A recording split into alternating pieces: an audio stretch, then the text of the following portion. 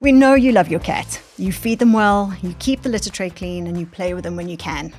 And yet your cat still scratches the couch, overgrooms, or fights with the other cat.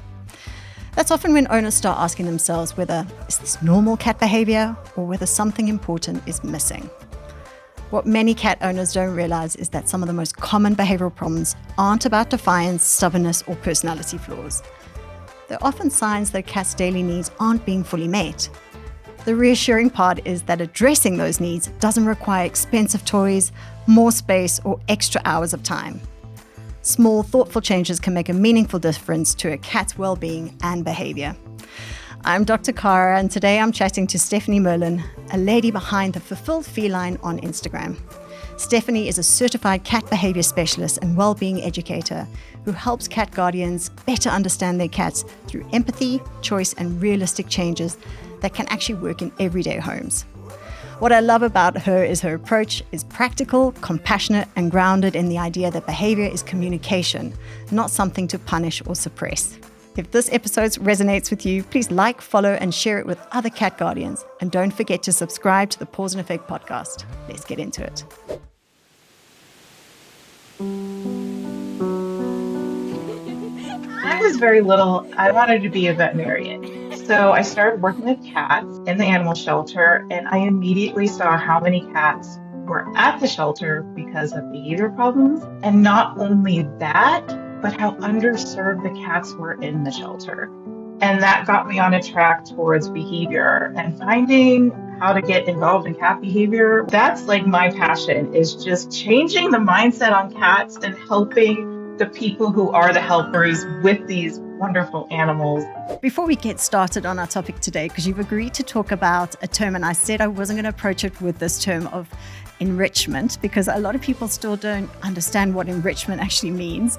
But before we start on our topic, I would just love for my audience just to understand a little bit about you, how you got into this field and sort of what your passions are.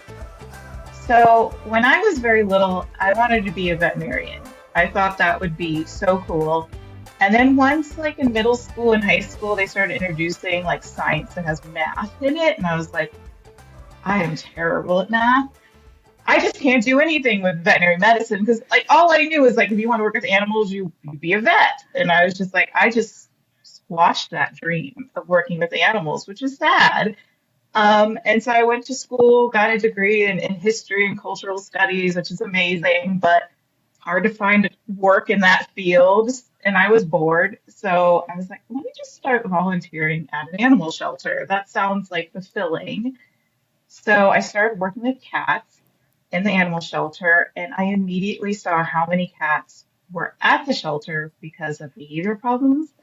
And not only that, but how underserved the cats were in the shelter. Dogs had an enrichment and behavior program, cats did not. And this was a shelter that had like 60 to 100 plus cats at a time. And I just really had a very instinctual connection to cats, especially in a transitional space where they don't know where they are. Shelters are very inherently overwhelming. And I just really struck a passion about when I started over a decade ago to understanding cats and how I can help caregivers, guardians, owners understand cats better, but also animal welfare professionals. And that got me on a track towards behavior and finding how to get involved in cat behavior when it's very unconventional in the beginning. Was hard, but I did find a behavior program that I did. And that really helped kind of pair that instinctual knowledge with like what's like scientifically, biologically going on with the cat. So it bolstered my ability to speak about cats in a scientifically evidence-based way. And then I started my behavior consultation business around 2018. I started working with individual clients who had cats with behavior concerns and helping them understand cats and learn about behavior modification. And then I really found a really strong passion for working with other animal welfare professionals, veterinary teams, and understanding cats that way, because I feel like we are the source of where people are adopting cats, bringing our cats in for healthcare, so I really wanted to help instill and teach and train volunteers and staff and how people understand cats and how to talk about cats. So that's like my passion is just changing the mindset on cats and helping the people who are the helpers with these wonderful animals help teach the people who have them. I love that. And I totally resonates because I don't know if it's an age thing or it's just that I have had more exposure to them, but I am absolutely cat crazy. And it doesn't matter whether it is a very stressed, anxious cat that needs a little bit more time and attention or an absolutely affectionate, I've got an absolute affinity to them now, and I just resonate with anything cat. So if we can change people's perception and we can encourage people to form a better bond with their cat, and as a result, that they can have fulfilling lives, I'm delighted. But I wanted to start just to introduce this topic because we've had a lot of conversation around this, and most people just don't understand, and perhaps you can answer. Why do well-loved cats still show behavior problems? Owners really feel that they are meeting and they have all the basic needs, yet something isn't working.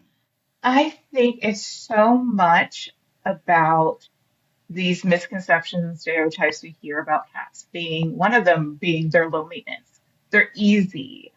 And something people don't realize or notice about cats or recognize that's important for cats is that they have natural behaviors that we're not really accommodating in our homes. And those natural behaviors to us often look undesirable. So, scratching, hunting, maybe knocking things over, stuff like that. That's because cats have a natural instinct to scratch, to hunt, to be high up in vertical spaces, to go up on our counters and all these things. These are normal cat behaviors. But because we're taught, they're easy, they're low maintenance, there's food, water, shelter, you're loved, we love you. We're putting toys out for you, but they may not be serving a great purpose or, really catering to our cat's needs. There's something missing. And that's, enrichment, which is part of basic care, just as much as for us it is, having shelter, food, water, sleep. Enrichment and engaging and stimulating your cat's mind and body is basic care. And what do you say to owners who respond with, I can't afford enrichment for my cat? I think, and part of the word in enrichment is rich. And I think people really see enrichment and think it's something like a luxury or a bonus or an add-on. And I almost don't really love the word because it's not a word we use like in mainstream conversation with like anyone. So I really have to stress to people that enrichment is part of basic care, but it's also like part of your cat's every single daily needs. And really teaching them what those behaviors are that are instinctual and why we need to really think about enrichment as a way to cater your cat's species specific instinctual needs. Definitely. And I mean, we're obviously going to go through some of the things that people can do, whether they can afford very expensive, high-end luxury items that they could purchase. But there are some basic needs that they can meet without major everybody can meet it. We all have a box at home. We get a delivery, and we buy all these toys for our cats, and they sit in the cardboard box. Is that enough enrichment? Are we talking that we really need to now up our game in terms of exploring what that means, or can everybody get it right? I think boxes and paper are like the coolest things for cats. I think it's not the enrichment itself. It's like, what is the intention behind it? What function of behavior are we servicing by having these elements of enrichment that don't have to be anything extraordinary or exorbitant, like a box? I mean, boxes Cats like to hide in boxes. They get to like peek over and look at their vantage point, and it helps them feel safe. Paper has a lot of tactile sensory things going on for it. So, adding these things to the environment with the intention and that understanding of what it's serving for the cat is an amazing way to start. We all can get that right. I feel like it's something we all can do. It's just we have to think more about enrichment being not objects, but something that's actually servicing a function of their natural behavior. Absolutely. And what are some of the things that you see go wrong when you are not meeting your cat's needs? What are the top signs that you need to assess your enrichment within your home? I really want to talk about first some subtle things that I don't think people realize. And that is if you have a cat who's not a senior, who's a young adult cat, an adult cat who is just sleeping all day long and not engaging with anything, that's an understimulated cat. And I think we're, socialized to think that cats sleep all day long and they just hang out. And yeah, some cats, they sleep a lot, but you sure cats should not be sleeping all day long. They are probably bored out of their mind. And a lot of times you might also see that as your cat following you around and looking at you and meowing and staring at you or sitting on top of your keyboard and getting in your way and you're annoyed, but your cat is soliciting engagement. And they want to play. They want to do things like that. So those are like the more subtle things I think about. The more obvious would be your cat's tearing up your furniture. Your cat is vocalizing continuously. Your cat is bouncing off the walls, has like zoomies all the time. Your cat is understimulated. They want something to do. They desperately want something to do. I say so many cats in our homes are just chronically bored. You look at me, I look at you, I see the love in your eyes. Health you can see, love you can feel. UltraPet, the science of love. And I mean, we're seeing signs that owners are bringing their cats in because they feel that there is a medical problem, and often we are having to refer them to behaviourists or give them general advice within our remit. That are signs that can typically mimic disease processes. Take us through some of the more serious signs that can result as a result of not meeting your cat's needs. I feel like one that people don't think about a lot is over-grooming.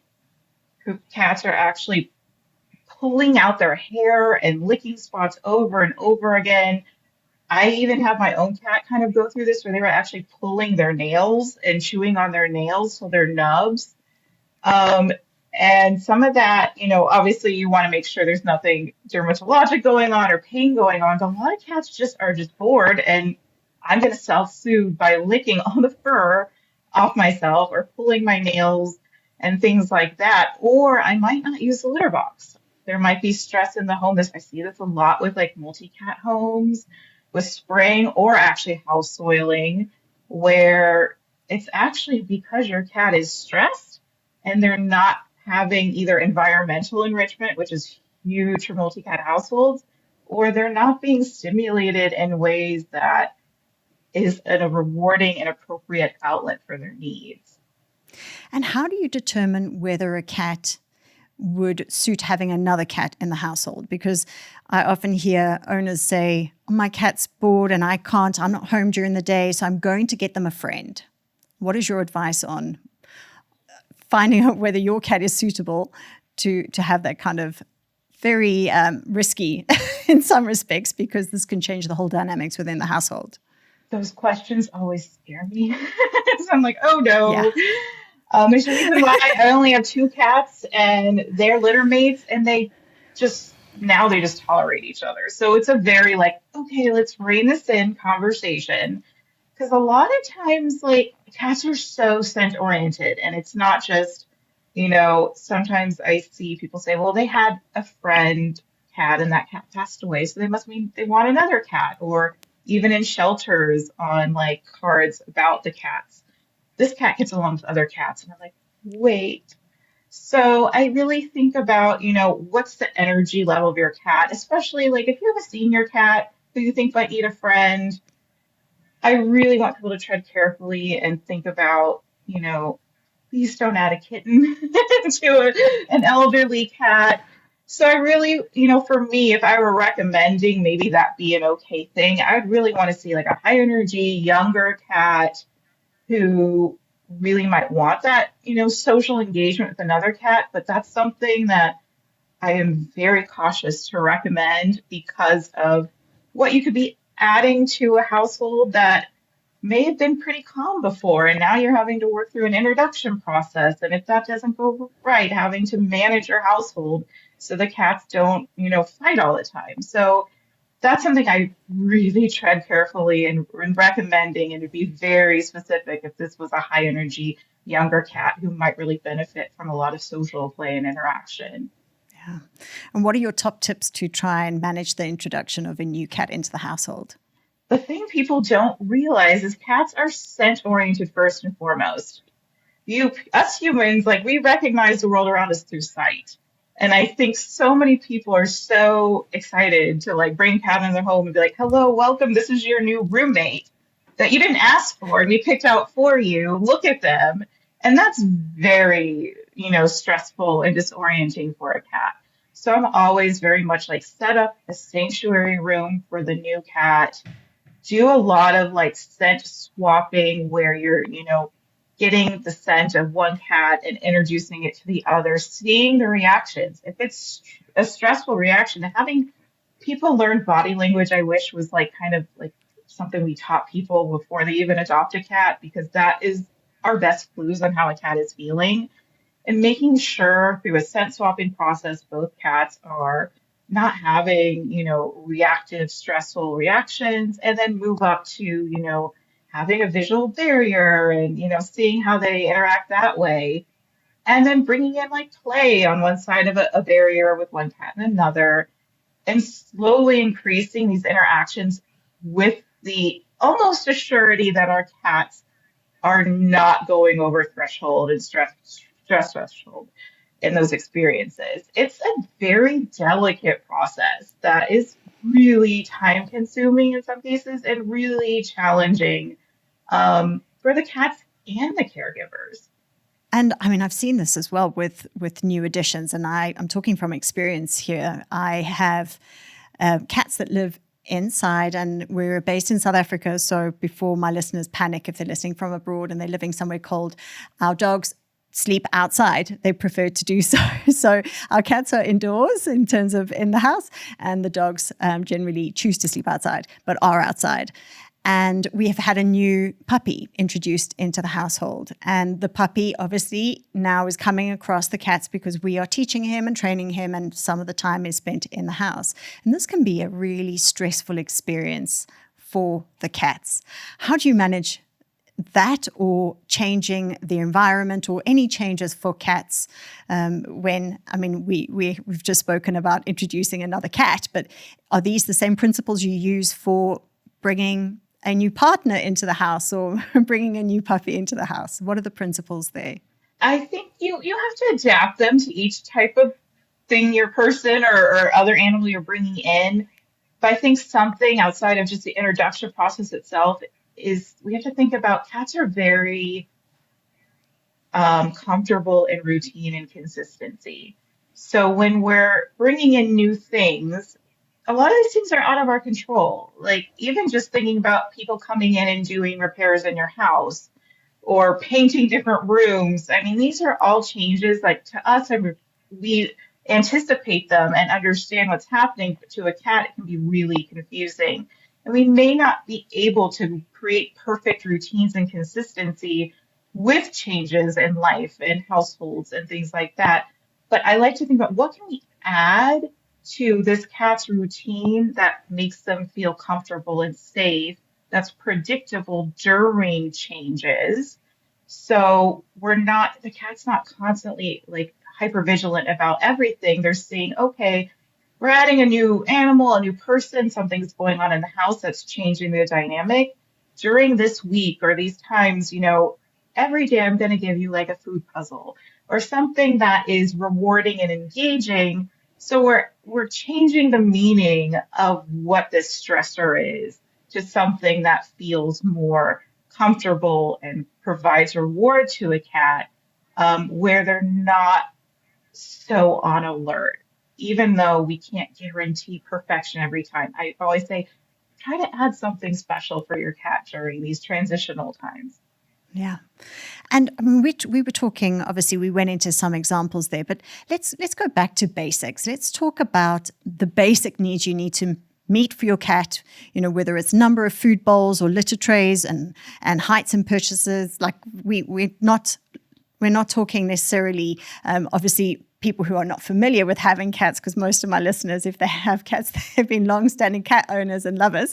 But can you tell us some of the things that perhaps we've been missing, that we haven't thought about, that we can add into our homes to manage those sort of situations and reduce the stress in our cats? People need to think about vertical for cats so much.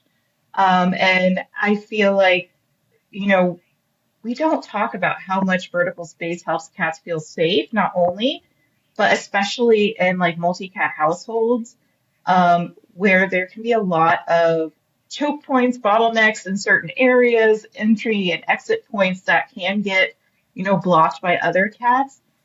You don't have to think about adding more in the ground. Think about adding cat trees and perches and things so cats have the ability to get up high and things like that when they need to de-stress. Especially like even with just people coming in the house or things like that. High spaces are something I don't think a lot of people really consider because they don't want to add necessarily more furniture. But if it's a vertical cat tree, it's not taking up a lot of space, but it's giving cats a lot of options on different levels in a higher spaced object. That's something I really think people don't consider a lot. No, I totally agree. And that totally makes sense. You see your cat and it likes to sit from a vantage point to be able to assess what's going on. So that does make absolute sense. Now, in cats that are just naturally highly stressed, and whether you've taken on a rescue cat or you've had your cat since a kitten, these are often not necessarily things that you expected or that maybe you've contributed towards. But how can we manage that in a household to make our cats feel less stressed? If we all want the cat that sits on our lap and interacts with us, but that's often not what owners are met with. I think people, and it's also for the people I work with, like they're so stressed and worried about a cat that is so fearful that lives under the sofa or under the bed that they want to like push them out and pull them out and be like, and hold them and cuddle them. And that's so counterproductive for a cat. I think our ideas of what like socialization are, what like, building confidence are totally, absolutely terrifying for a cat who is especially really scared and timid. So I think so much is really having patience and, if a cat is in a room under, sofa or a bed, think about spending, time in that room. If you can sit on the floor, I tell people to read to their cat. I know that sounds weird, but I think it's such a gentle, like, just get used to their voice. You don't need to be really close to them, but get them kind of accustomed to your voice, your presence without, encroaching on their space where they feel comfortable. And then some cats, I think a lot of people are like, well, throw treats, throw food.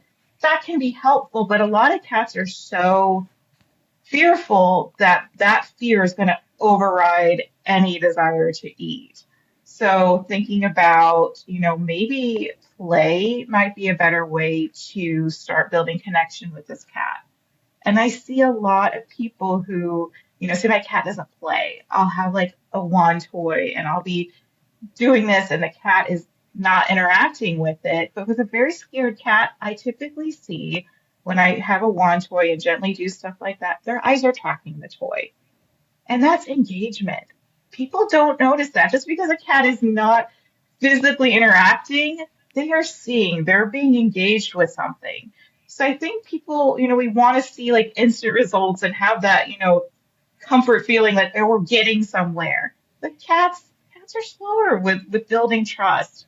And we really have to be really cognizant of our own body language and our own expectations and our own feelings, which is really hard, I know, in situations where you have a cat who's so scared. But really being mindful of doing kind of a slower, methodical approach and adjusting it to that cat and not discounting just because you're not seeing physical interaction with toys or them coming right up to you, that they're not building safety and trust in those moments. I have a lot of owners who say, this cat is horrible. Why do cats bite? Us or their housemates? Sometimes I think cats are predators, but they're also prey animals. But they have an absolute strong hunting drive. And if that's not being met through play and like food puzzles or interactive activities, they're going to find a way to hunt. And sometimes that means that's our ankles, our fingers, another cat in the household, because that need has to be expressed. And if it's not met with things we're providing for our cats, they're going to tell us. And that's how. And it's not bad behavior. I think behavior has this connotation of being bad. Behavior is behavior. It's not inherently good or inherently bad. It is expressing a need. It's communication. So no, we don't want our cats biting us or biting other cats in the household, but we have to really think back, is my cat being bad, or is my cat trying to tell me that they need something and they need, to express predatory behavior? That's who they are. It's just we want them on the outlets that, are cat appropriate. So how do you meet the needs of a cat that has a desire to bite? You got to kind of create a prey sequence for a cat with like a wand toy. And I think a lot of people, again, there's two things that people kind of miss with this. Is either they take a toy that has the long string and feathers at the end and they like put it right in front of their cat's face and like dangle it. Cats are farsighted. They don't see well up front. So they're not really, it's not clocking with them like what's going on. And also, real prey is not going to go right up to your cat's face and be like, hello, please kill me. So using that toy in a way that mimics actual, like mice or birds. So like having a toy like that scurry on the floor, letting your cat kind of go through this prey sequence where they are, locking eyes with that. They are tracking that prey. They're kind of doing a little butt wiggle. They're about to pounce, letting them pounce, bat it with their hand, with their paws, bite it, chew it. You got to really see that process of predation going through for a cat to be satisfied, and then ending it with a treat. Maybe that's what you do before you feed them a meal. So they're getting that full, real cat experience in a way that actually connects with them. And I think that's why a lot of people might say, my cats don't play, or I'm doing this and they're not doing anything. We have to really thoughtfully think about, what does hunting look like for a cat? And we're seeing the process of that, stalk, chase, pounce, bite, kill with the toys they're playing with them with. And how long should you be playing with your cat a day? What is a reasonable amount of time? I think, and this is where people kind of like, I don't have time for this or that. I think it's, if you can spend 5 minutes with a little a wand toy with your cat, going through that process, ideally I'd love to see it twice a day, but once a day is good. And trying to keep that in a consistent time frame so it is recognizable that the cat kind of gets excited and knows this is happening this time of day. And absolutely not leaving that toy out, because it's going to lose that novelty to that cat. So always, when you're done playing with that toy, putting it away. So the cat kind of has that anticipation of playing, and they know that routine and structure is happening, is really, I think, great for cats. I want to go back to your comment about the over-grooming because I'd love to just understand this a little bit better. Obviously, we know that there are medical reasons why cats may overgroom, and we have discussed that on the podcast before. But please explain why your cat may be grooming due to a behavioral issue or an emotional issue. I think a lot of it is a self-soothing behavior. And, sometimes it also can start from, a medical issue, but then it just becomes habitual because I've just been doing this for so long. So at times just mostly I see it as like kind of a self-soothing, or I've just done it out of habit and I don't know how to stop. And a lot of that is like, how do we redirect that behavior to something that kind of equals that same meaning, like self-soothing, but it's to something that's not going to harm them and it actually feels more rewarding. And that's like my favorite thing with over grooming is like licky mats or little mats that allow cats to, where you can put like churu or wet food and spread it on these kind of like little food puzzle type things where they can actually go and lick that instead. And it actually provides like the self-soothing behavior, but in a way that is obviously not harmful, but also rewarding food. I get something yummy with this. But it can be really hard because a lot of times guardians aren't home to see when their cats are over grooming and they just see it. So it's kind of like, how do we, learn to redirect when you're not home, and what other things can we maybe providing when they're not home to help them feel engaged, but also kind of allow that self-soothing stuff too. So over grooming is probably one of the more trickier things in behavior because it can be so habitual for a cat and it can be really hard to break. But it's about thinking about what's the purpose of that behavior and how can I try to replicate that in a way that is positive and not really harming that cat any further. I totally agree. I think, it can be very frustrating for owners because they can see the distress. And so, if we as veterinarians can't crack why they, are they itchy? Are they pruritic? Are they doing this because they have something underlying? And obviously that it can be quite frustrating, even financially, to be working up these cases. And I can understand owners' concern because it's just such a visual thing for them to witness. Having said that, one of the things that I probably deal with the most in terms of the thing that frustrates cat owners the most, in my opinion, is the house soiling. Mm-hmm. This can be a make or break sort of situation for many cat owners. They get to a point where they say, I can't keep this cat anymore. It's urinating all over the house, spraying, not using the litter tray. Have you found that people get desperate in these sort of situations? Absolutely. And it's one of those things where I'll get like messages on Instagram, my cat's peeing outside litter box wide. It's like, okay, we need to break this down. There's so many variables that people don't consider or would not even be able to know about that why their cat is doing these behaviors. And you have to really break it down because it could be, a lot of people say, well, change the litter, change the box. And yeah, that could be a potential concern. But a lot of times, like we mentioned before, there could be multi-cat tension in the home that's happening. That's one thing people don't think about. Also, pain, joint disease, some of these litter boxes, most litter boxes, at least here in the United States, that are labeled large are not large enough for a cat. They are very, like maybe just like a little square, a little rectangle. And they're not really allowing the cat to be comfortable to posture to use litter box one. So that's one thing. The type of litter can be a factor. There's so many factors, which is makes it really hard for caregivers because it's like, well, I changed this, I changed that. But it's kind of thinking about what's going on that may be triggering this behavior. And a lot of times that takes, working with a behavior specialist to try to help, pinpoint and find those variables that are contributing because it is so different and so individualized. But I think, one thing that I encounter a lot, especially in multi-cat households, is not having enough litter boxes for your cats and not spreading them out enough because some people will be like, I have 4 litter boxes and they're all lined up next to each other in one room.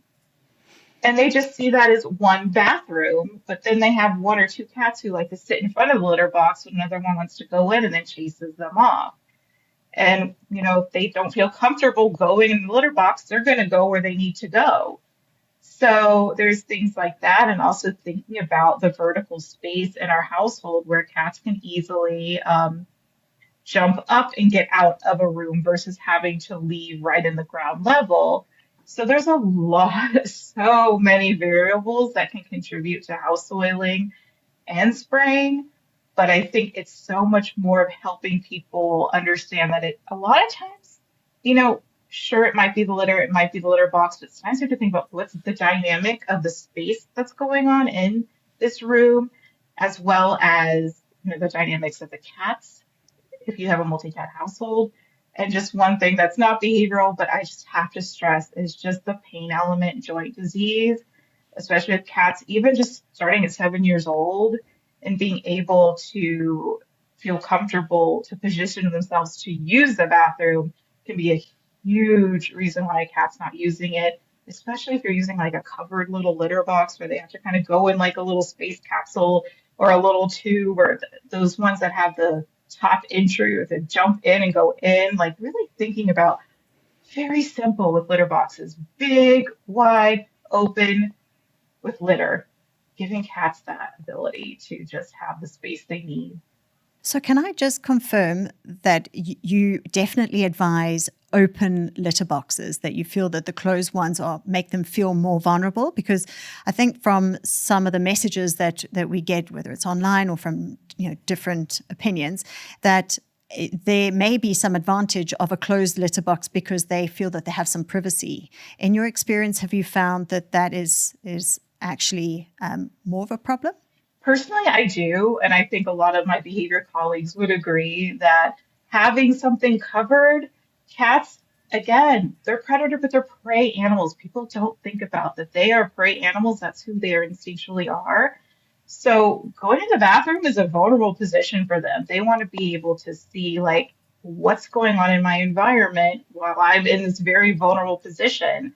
So having that openness and being able to scan the room helps them feel safe more than a closed box, where they might not have that vantage point. And it also those are kind of small too for them. So I'm very pro open litter boxes.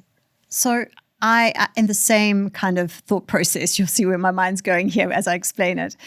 We obviously in South Africa, we have owners who allow their cats to go outside. We have owners who try and have catios to allow their cats to have some outside space. And then we have owners who, for their own reasons, keep their cats indoors. When we're talking about enrichment needs, how do you manage these, or the advice that you give to owners based on the way in which they're housing their cats? Here in the US, it's a very sensitive topic to talk about indoor, outdoor, and outdoor cats. And it's like, I'm like, oh gosh, should I go here? My personal opinion with this is I feel like in my area, I couldn't let out my cats because it's too much traffic, all of this. But I see so much beauty and growth and joy in cats who have experiences outside. So I think it's a huge benefit, but before I get everyone turns off your podcast here, because I know it's such a sensitive topic. If you can provide outdoor time for your cat that's supervised and safe. And I really think all cats need that access in some way. For me, we have a screened in patio. So our cats, they want to go out as soon as I'm up, they want me to open it. And it's safe for them. It's screened in. They hear the birds. They smell the trees. They get it is such a sensory, amazing experience for cats. But that also can be replicated through, putting your cat in a little stroller and pushing them for little walks if they like that. Learning if your cat likes to be harness trained and going outside. But also, if those are not options, think about how you can bring the outside in a little bit for your cats, because I really think our cats desperately need some way of having safe outdoor engagement. whether that's like even just cracking your windows a little bit that's safe enough for them not to get out so they can smell the outside, they can hear the outside noises, bringing in some grass or leaves for them to play with and chew on and tear up. I think so many cats would benefit from having some type of experience and engagement with outdoors, even if it's just the little things like cracking a window. Because I think I know my cats are healthier and happier for it. And I really would love to see more cats experience that and a little, you know, with being mindful and thoughtful about the things that we do worry about with outside. But I think it's possible, and I really would love more cats to have some sort of engagement in that way. And I totally agree with you. I mean, I'm very privileged in that I actually select these days, having had the experience of male cats particularly wanting to roam a bigger territory and understanding that behavior. I've selected to have female cats because they stay within our perimeter and they don't go off the property. But I see the benefits for them in that they climb the tree in the garden. You know, they chase after insects, they lay in the sun. You know, the enrichment is there naturally, which obviously means that there's more stimulation for them without me having to provide it if they were indoors. And I see the benefit. Like you said, you know, in terms of bringing grass and leaves and cracking the window, what other things can owners, if they have indoor cats, they need to provide enrichment because they don't have the benefit of being able to do that. What are some of the other things that you can advise that they can do? Cats need to move their bodies and their minds. And I think one of the best things is incorporating like foraging, food puzzles, those types of activities into their life because that kind of caters to some of that hunting instinct. Cats want to be busy. That's who they are. They want to hunt and chase and play and figure things out. So I think the best thing people can really provide are like food puzzles. Something that's super easy that I love to recommend is like a foraging box that you could use something small, like a shoe box or one of the mini boxes we get from Amazon that have packing paper, or you can get tissue paper. Put like little treats in the tissue paper, crumple them up, throw them in this box, or put some treats in the bottom, and let your cat dig through the paper, find the treats. It's more than just food. I think people think, oh, I'm just finding another way to feed your cat. No, this is a 3D experience for a cat. They get to like feel the crunch of the paper, hear the sounds. Cats also like to chew and shred. And I think the dog market on toys really has tons of stuff for dogs for this. And I don't see really anything effective for cats with this, but most cats I encounter, my own included, want to chew and shred. And paper is a great thing for that because we don't have to worry about, so much of something getting stuck that you have to go to the vet and pay for it to take them out. Paper is easy. They have that ability to have that sensory experience, the tactile, that sounds, what it feels like in their teeth. That's how I geek out with that because I think about like, what is a cat feeling when they are exposed to certain enrichment? What is it engaging for them? And that is such a super easy thing as they get to dig, they get to shred, they get to find treats inside, and they get to jump in a box. And it's stuff that is just most all of us have on hand. So what is going through a cat's mind when they choose to scratch your furniture? This is funny because I feel like we're always taught like, oh, cats scratch because it helps maintain their claws. No, it's so much more than that. Cats scratch to scent mark. That's how they have, scent glands in their paw pads. So they're releasing scent. Scent marking, we see it as even the urine kind is normal cat behavior. If we don't like it, but that's a normal cat doing normal scent marking. But also, I see this so much in my own cats and my experience is when like transitional times where your cat wakes up from a nap, they want to go and scratch. When they're hungry and they're waiting for you to fill up their food bowls, they're scratching. It's a lot of like energy release and it feels good. So thinking about like, what is this actually doing for my cat? It's actually a really great, stress reliever, frustration reliever. It's a way of expressing emotion for our cats. It's leaving scent behind, which is part of who they are and what they naturally need to do. Um, so it's thinking about not stopping these behaviors, but how do we try to modify them so they're in the right context with the right outlet.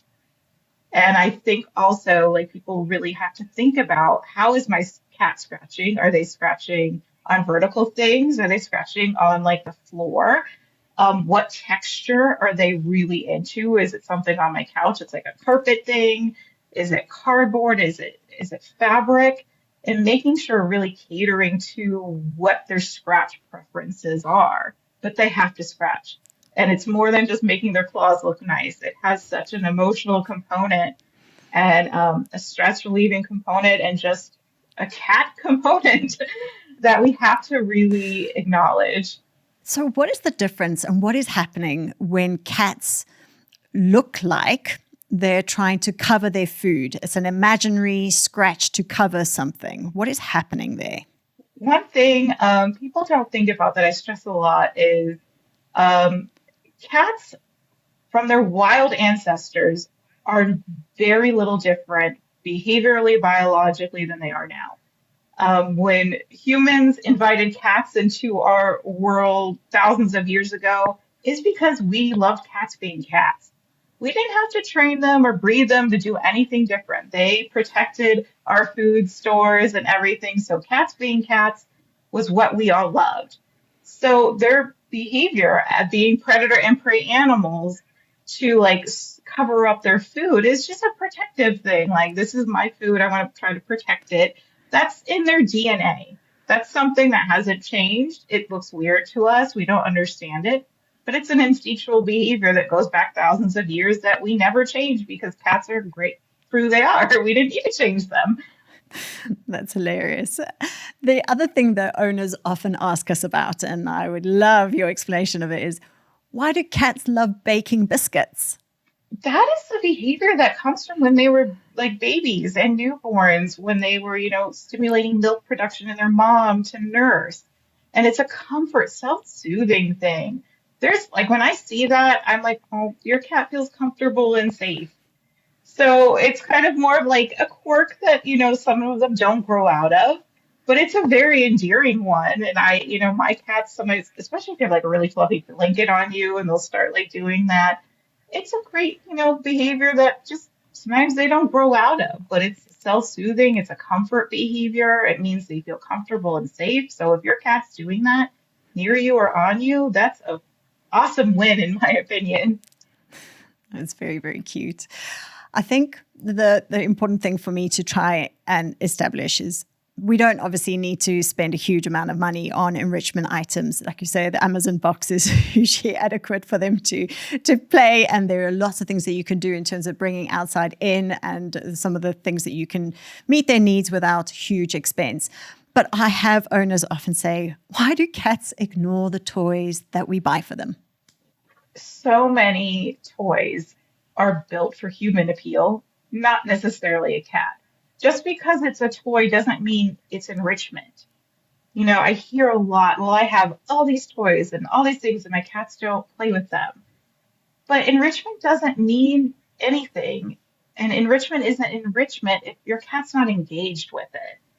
And I think so much of that is we're not understanding like the function of why our cat needs certain things. So we're buying things, but having more things doesn't mean your cat is actually interested in those things. So it's really being thoughtful about,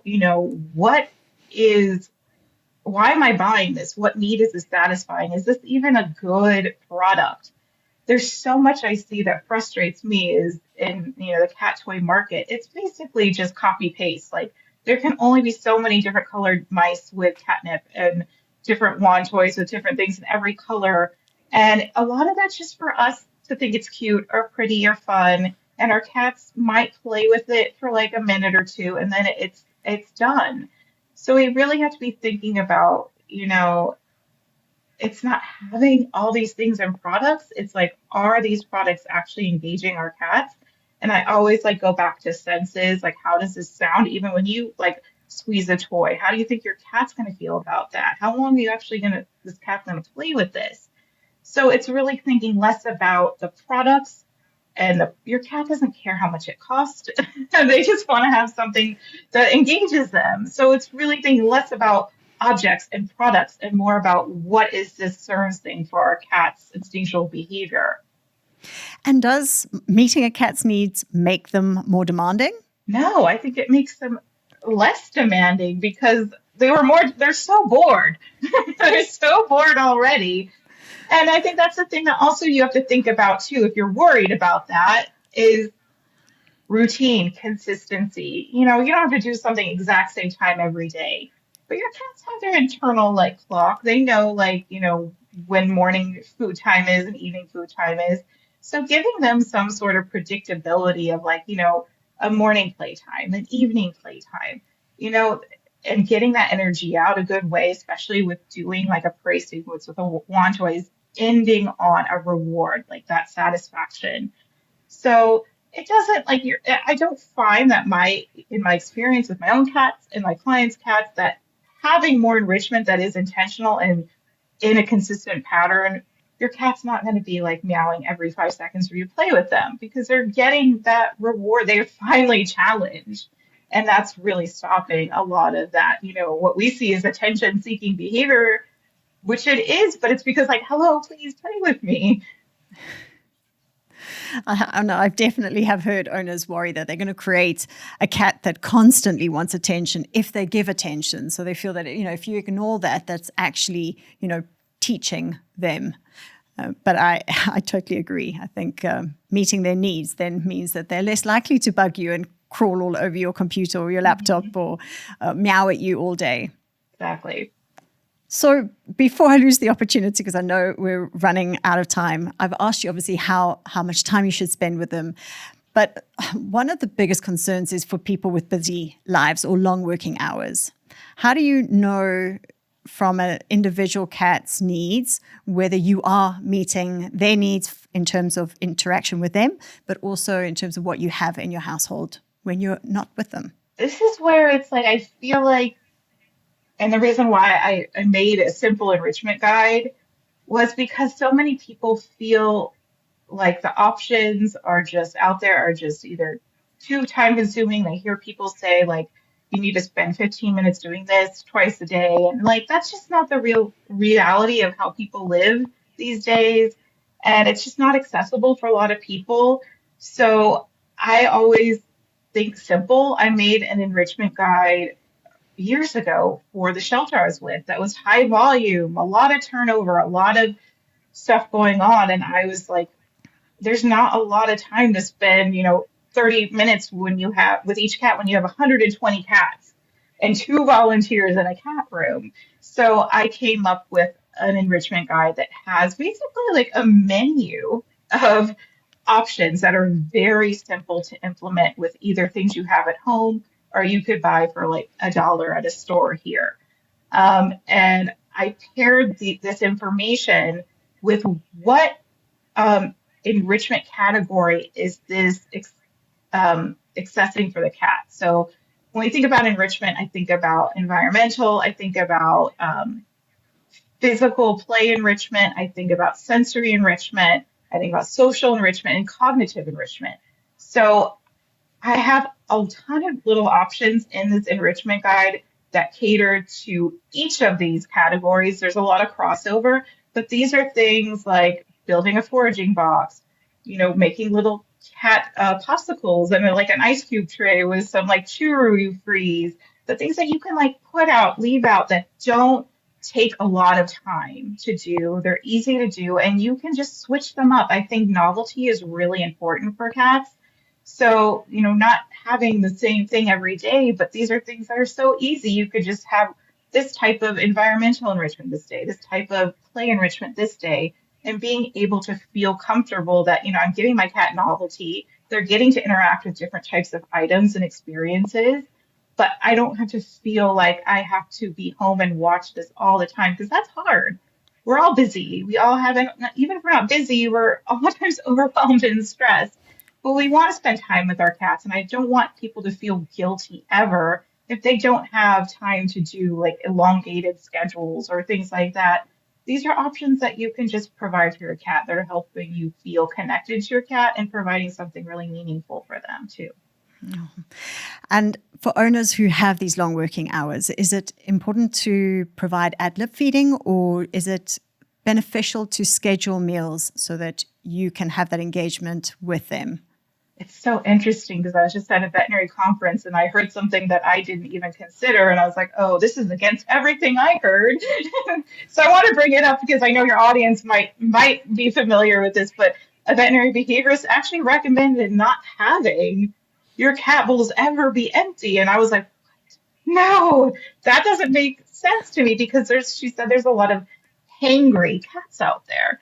Now, I have to sit with this and process that information. But for me, I like having some meal times for cats because it provides that structure. And, cats typically out in the wild would have like 15 little meals a day. That's not practical for us. So I think about, if you're someone who's busy, having, the morning and an evening feeding time, but you could have like an automatic feeder during the day, give a smaller meal, or offer like a meal and a food puzzle. So there's more, time and reward built into that process. So, I'm not sure how I feel about having, just a free feeding cat, especially in a multi-cat household. For me, one of my cats would eat all the food and the other one would have nothing. But I do like meal times, and I do think we need to be thinking a little bit more of how we can separate kind of their daily amount of food into a little smaller increments, and having those tools like automatic feeders or puzzle feeders to help spread out that mealtime process. For people who want to access more of your information, you obviously share a lot online, and you're very generous with the advice that you give. Where can they find you? So I create a lot of educational content on my Instagram at the Fulfilled Feline.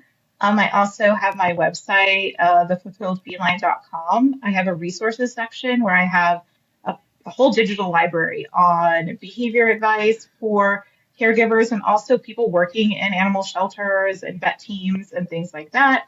They can find that. And I also do consult with guardians as well as with veterinary teams and shelters, rescues on training volunteers, on behavior information and things like that. And a take-home message for anybody listening who says, okay, I definitely want to improve the environment for my cat.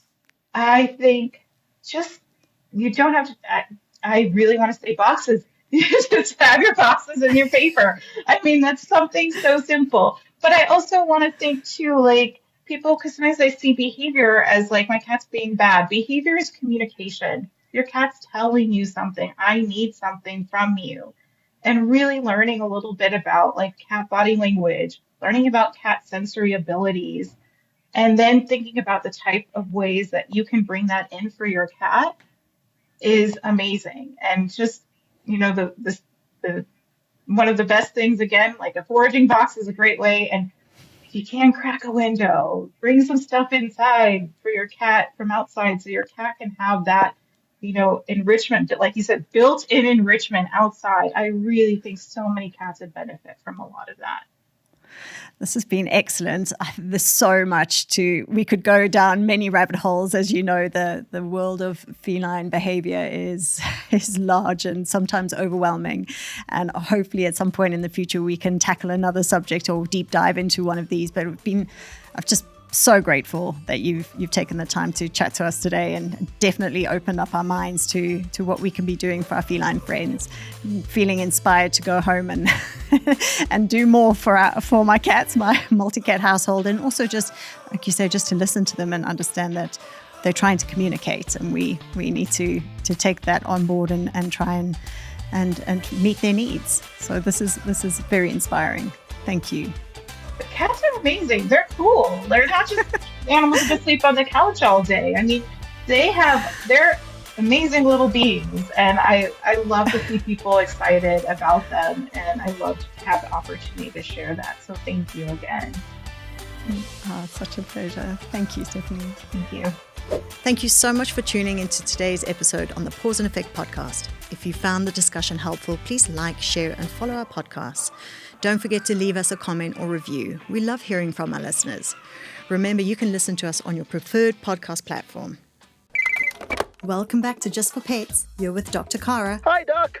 It's Jackson the Jack Rossi here, and boy, am I itchy. Are you on a hypoallergenic diet? Hyper what now? Changing to a special diet will really help. And Just for Pets have a massive range. And flea and tick medication, special shampoo. Ooh, how quick can you get some? Order today and we'll deliver pronto. I feel better already. Justforpets.co.za. Vet approved, pet adored. Get it all to your door.